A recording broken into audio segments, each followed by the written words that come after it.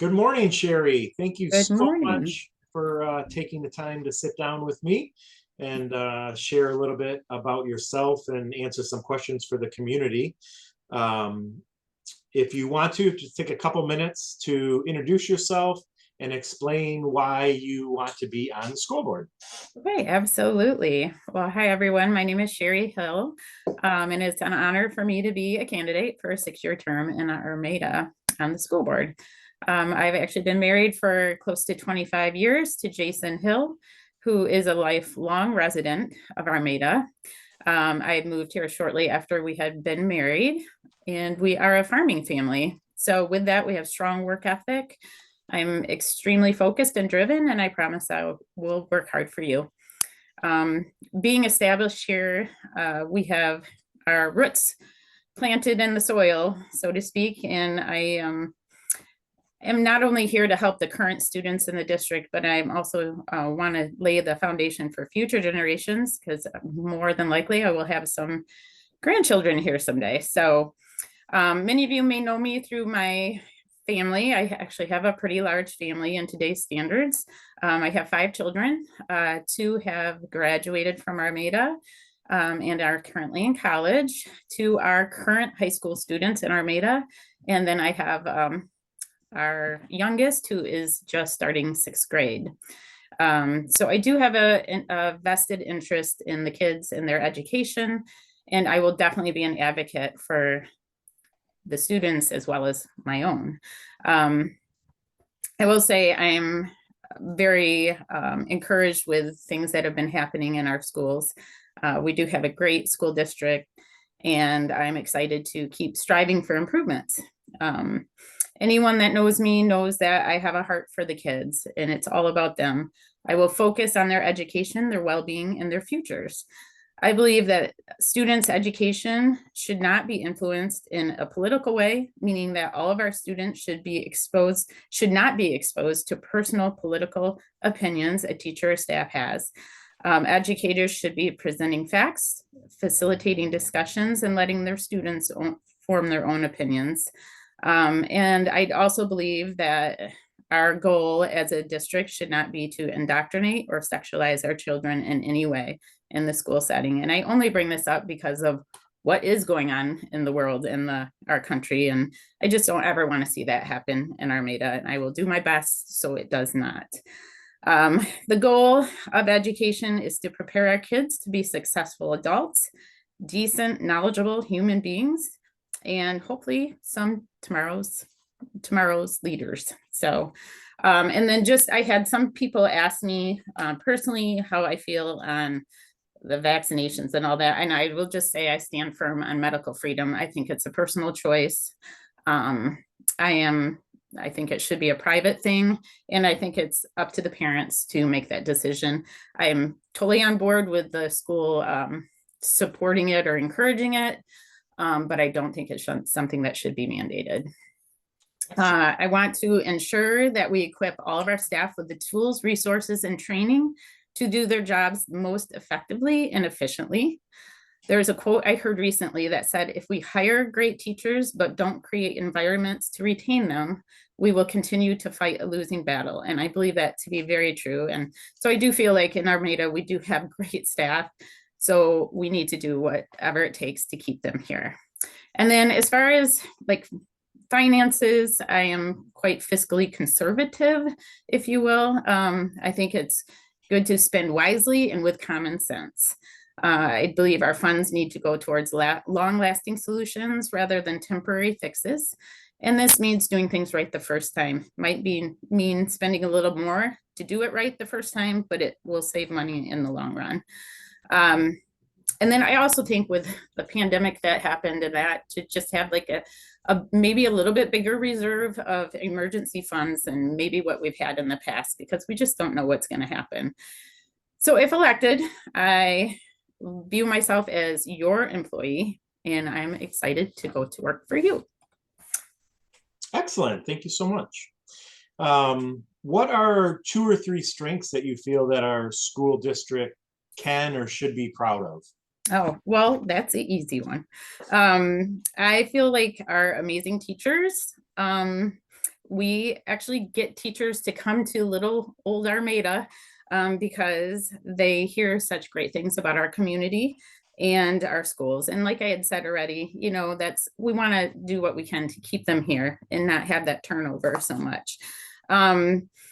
So anyway, we have a great reputation. That's what gets people here, I think. And, we are a close-knit community. We are very family oriented, and we have some of the best test scores in Macomb County and very high in the state as well. So I think that is a direct reflection of our teaching staff, our administration, and then also the parental involvement in the students too that do strive to do well. I think we have that going for us. Another one would be the variety of electives. I've had high schoolers, I have two now, and there's been definitely an improvement on getting a lot of those hands-on types of classes back into the high school. So we have like building trades, culinary, small engines, computer science, all kinds of stuff. And so I think that's really been a positive thing to have all of that back as well. Another positive I thought of too, that I just thought that how they handled, how our district, our board, our administration, how they handled the pandemic was very well thought out. I know it's like nobody expected it, but I think it was handled very well. It wasn't perfect, of course not, but I think when you compare to other districts not too far away, we were in school more than they were. I mean, they just really, I think, rolled with the punches and acted quickly. And the other thing along that is just all the threats that we've had throughout the last couple of years. I think that they took immediate action when that happened. Having kids in the school, your heart just drops, So they took immediate action. I don't think they created panic or fear with the kids. I think they were calm. They informed them. Then they informed the parents what was going on and had an action plan for those of us that needed to go pick up our children. So I just think those things were, as a parent, very important. So. Perfect. Lots of good stuff going on in our district, obviously. But Sure. I do want to ask you if you feel there are any, 2 or 3 different priorities in the district that you feel need to be addressed. Yeah, I do. I have, and one of them is being addressed already, but it is something that I think it'll be a continuum, is our student safety. That's one of my top priorities. I know the new bond proposal includes securing all of our entrances, which is great, and replacing our old, some of our old equipment, like the boiler, I believe it was. But in the future too, I would fully back and support anything that will keep our kids safe. And I'm behind having faulty equipment being repaired or replaced before, it happens, maybe being a little more proactive. And I also feel like if that bond doesn't pass, because I know there are some things that aren't the safety and that kind of a thing. I do feel like we should have a plan B in action so that, that the safety issues do get passed and done. So I know, and along that line, I mean, I was just in Oxford for not that long ago for my kids' tennis tournament, and it was just like kind of an eerie feeling being there, and just you can't help but think of what if that was our school. And so I just, I know they never thought it would happen to them. We just don't want it happening here. So another thing that I think could improve upon, although we have made steps in the right direction, is the options for the trades in the high school.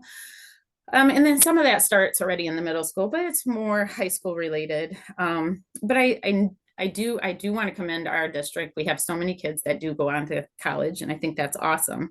But college costs are soaring, as you know, Jason. So for our kids that maybe don't want to have that college debt afterwards, they might, think about the trades a little bit more than they may have years ago. And a few years ago, we did hire a career counselor who is part-time. And I think that's a great step in the right direction. But I do feel like we have so many trades people in the area. I feel like maybe we could do a little bit more networking with them. to have clear cut pathways too for our students to know which trade they might want to go to. I know we have co-ops. Maybe we can network with some of our local trades people and see if they have, availability. I have a friend that's a builder. I know someone else that's an electrician, and I've already mentioned that to them, and they said, oh, we would love to at least be a resource. We might have connections. We might know somebody that is looking for co-op students or just kind of job shadowing and that kind of a thing. So I think that would be a good way to go with that. So, and then oh, sorry. Oh, go ahead. No, go ahead. Oh, I'm good with that one. I was gonna go on to my next one, but I was just gonna say, I think that's kind of like, I know the culinary program will do like a day trip to yes, the Tiger Den and see how that right, restaurant, that business operates. You could do the yeah, same thing for someone that's building a house to see the different. right, exactly. Almost And more a field trip, or just like you said, yes, job shadow. and my son that's a senior right now, just I think last week or the week before, they did meet with them about the trades, and he came home with this paper that had about 22 things listed with numbers to contact, and which is great. But the problem with that is it's very generic numbers. And I think too, again, keeping it local might be better for resources with that. And then also, like, how does one that's thinking about going into the trades when there's maybe 4 options for them, say they want to be an electrician, there's trade schools, there's community colleges, there's unions, there's non-unions, so how are we directing them to know what, not every kid's the same. So you might have, a better option for one person than another. So I think maybe opening that up a little bit too might be good. So that's the only other thing I can think of with that. But and then with the third thing I thought of too is just because I've had kids in the speech and language, is just having a better, or it's actually, we have a lack of an intervention program with our struggling students. So, I've had IEPs, I've had 504 plans. I know more about them than I care to. But I think too, Armada is great. We have a lot of kids that are average or above students, and we have so much to offer for AP classes for those that are doing exceptional. It's the kids that are below benchmark that I've seen some gaps with, things that we can improve upon. So, I have some ideas, I don't know, what things can be done. And that's where being on a school board, we would collaborate and kind of come together with that. But I do know, like, some of the kids with 504 plans that need, to take their test in quiet, they're having harder and harder times because our district is busting at the seams spaces for them to actually go do that. I know our middle schoolers, they don't have a tutoring system, I guess, in place, where the high school, it does. They have National Honor Society students that will come and tutor the kids in the high school that are struggling, which is great, but we don't have anything for the middle school at this point. We have a room capable, it's called the Roar Room at the middle school, but apparently it's been, from what I've been told, it's just been kind of a place for the kids to hang out, catch up on homework, that kind of a thing, but there's no real like tutors there. So, it's a place for them to work, but I would think it would be an easy thing to have some of those National Honors students come over and do some hours there for the middle school as well. So just a couple things that I've seen. And there are people called intervention, I'm never going to say this right, interventionists that, you know what I'm saying, that is actually their job. They come into the schools. It's the intervention program. They're specialists. They identify which students might have behavioral or educational concerns, and they come up with a game plan, and then they actually monitor that and watch their, monitor each student and see, make sure that they're going in the right direction. So I don't know why we haven't implemented that. I'm going to guess it's probably funding, maybe.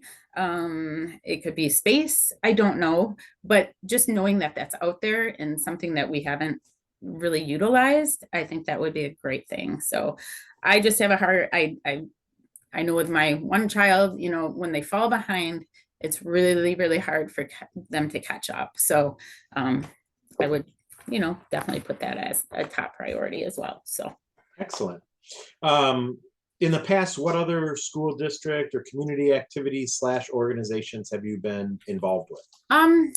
Well, I was a volunteer a lot at the elementary when my kids were elementary age, being that they were in the Apple program.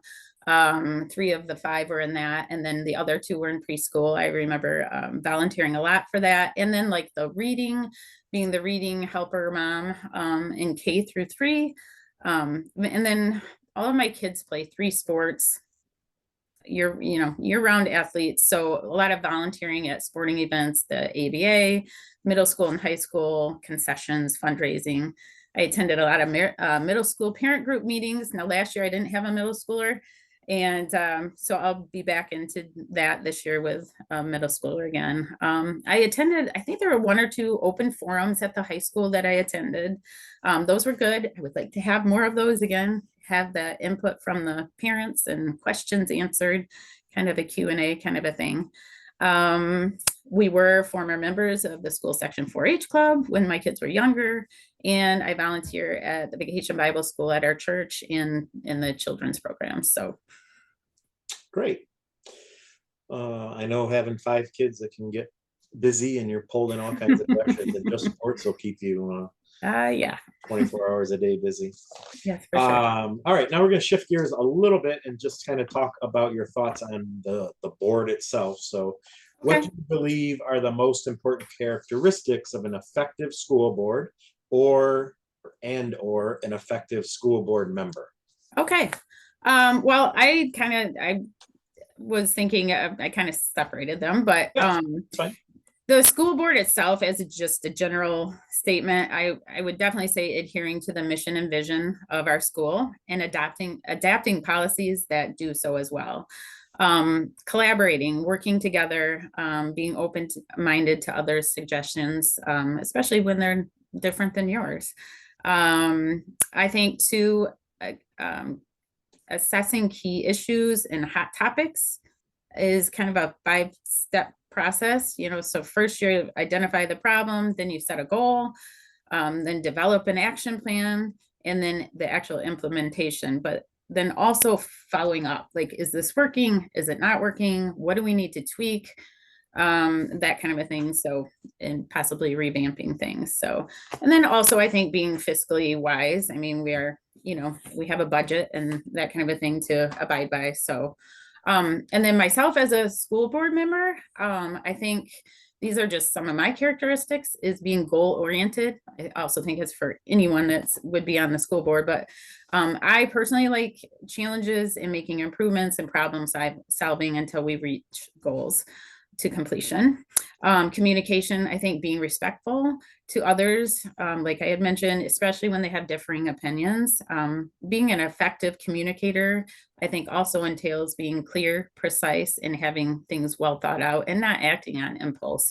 I think, going in like a bull in a china shop is not a great approach. So I will ask questions. I'm very inquisitive, and being new to the board, I will definitely ask, why is it done that way?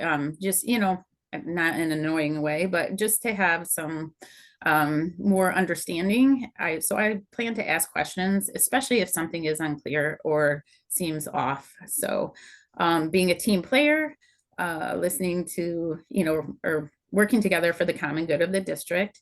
And I think also having a positive attitude. I'm pretty excited to be on the board. So embracing that experience and just make it a positive thing.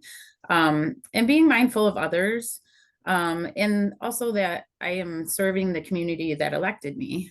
And open-minded to, requests and suggestions from the community.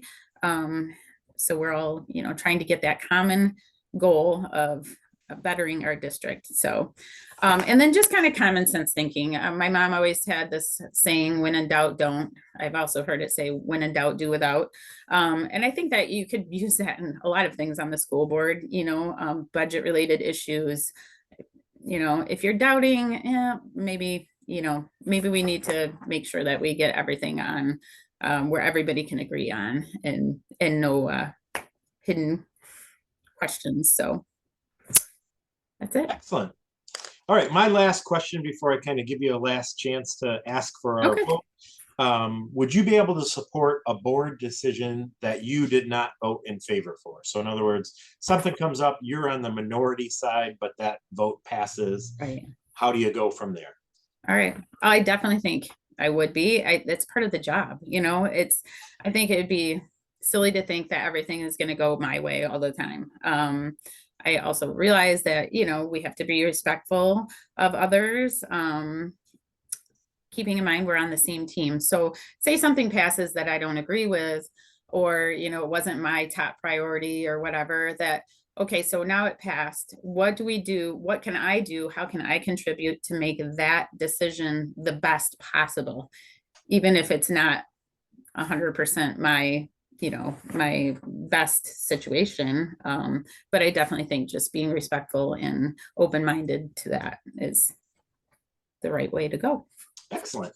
All right, and now I'm pretty much done. So if you just want to Okay. take a last chance to Sure. explain why we should vote for you and Okay. what sets you apart from the other All right. candidates, we can wrap it up.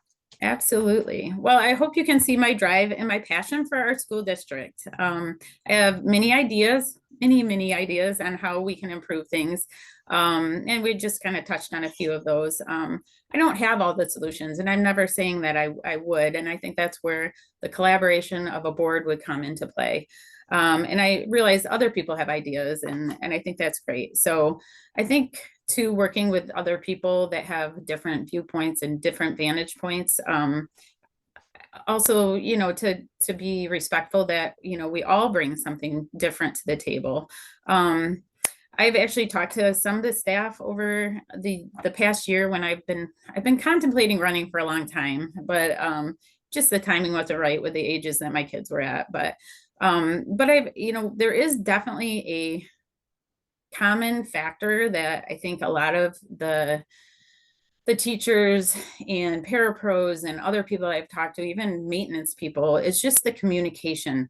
If we can maybe improve upon the communication, and that's a goal of mine too, is to have ways for the board to communicate with the teachers, and the teachers to be able to communicate with the board, and also with the community. For if there's a way we can open that up, we have technology now. I know too, it's like one former board member had said, well, we're very open to suggestions from the community, but I've been to school board meetings, there's like 3 to 5 people there. People are busy, is my point. It's not that people don't want to be there, it's people are busy, and so I just think that maybe there's a way that we can reach out with technology, have a way for people that, maybe wish lists, and same with the teachers. What's their wish list? What do they need to make those things happen that they want to do? So I will say, like, my experience isn't sitting on the board, it's being in the schools. And I've been in the schools a lot throughout the years, having kids my range is 11 years to 21 years old. I've seen with my own eyes the things that can be tweaked and be more effective for the kids. I think, having staff in the right place makes a difference. I do have a vested interest. I would never subject your kids to something I wouldn't be okay with having my own kids subjected to. So, and I think we can do more, like I had mentioned, to communicate with the community better than we have now. So that way we can kind of focus on those issues that are what the mass majority wants. I realize I can't be all things to all people. So maybe I've said something today here that you don't agree with, and that's okay. But I do have the kids, the students, and my best interest for sure. And I will do the best I can to work for you. I want open pathways of communications to the parents. I just think we have a beautiful little town that we live in, and I'd love to have that sense of love and community that runs deep in our district. come down into the school board as well. I really saw our little town come together after the tornado ripped through our community, and I just reiterates what a great place to live it is. So I would appreciate your consideration, and thank you in advance for voting for me. All right. Well, thank you so much for taking the Thank you. time. I really appreciate it, and good luck. Thank We you, have, Jason. what, about another 12 days before Yeah. the big days. Yeah. All right. All Thank right. you so Thank much. you so much. I appreciate it. Bye-bye. Bye.